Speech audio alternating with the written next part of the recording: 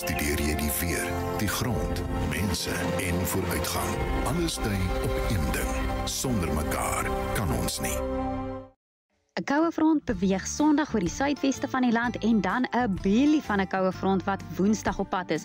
Maar kom ons gesels nou eers oor jou naweek weervoorspelling. So vir Saterdagoggend vroeg 'n moontlikheid vir 'n bietjie reën rondom die suidweste, maar eintlik 'n droë dag reg oor Suid-Afrika met koeltoestande ook vir sentraal Suid-Afrika en dan matige weer vir die grootste deel van die Hoëveld.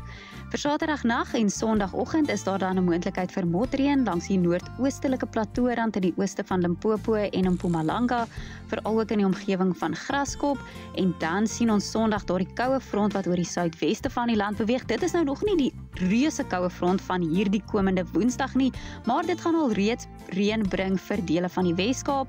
Hierdie koue front sal die reën wees tussen Langebaan en dan ook Bredasdorp met koeler toestande oor die res van Suid-Afrika.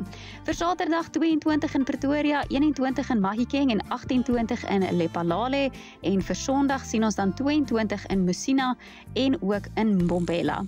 Langs die ooskus van Suid-Afrika is dit ook lieflike toestande hierdie naweek met 21 in Durban en 22 in Richards Bay vir Saterdag, en dan vir Sondagoggend is jou minimumtemperature so rondom 5 grade Celsius vir Welkom en Bloemfontein en daardie middag dan 20 in Klerksdorp.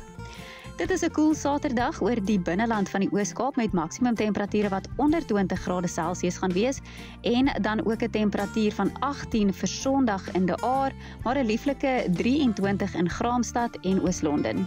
Vir Saterdag kyk ons ook na meestal sonskyn toestande in die Weskaap, 19 in Beaufort Wes as 'n maksimum, en vir Sondag dan daardie koue front wat oorbeweeg met 'n 60% kans vir reën in Kaapstad en Langebaan en 'n 40% kans vir reën in Bredasdorp.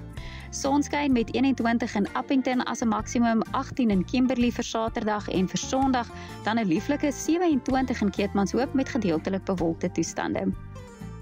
Die nuwe week is steeds koel en droog Maandag met 'n kans vir reën op die Kaapse bergagtige dele. Dit is nou in die Wes-Kaap, en matige weer vir Namibië, dan yskoue oggendtoestande vir Dinsdag in die Kaapprovinsies, nou ook 'n moontlikheid vir reën langs die noordkus van KwaZulu-Natal en die aangrensende binneland.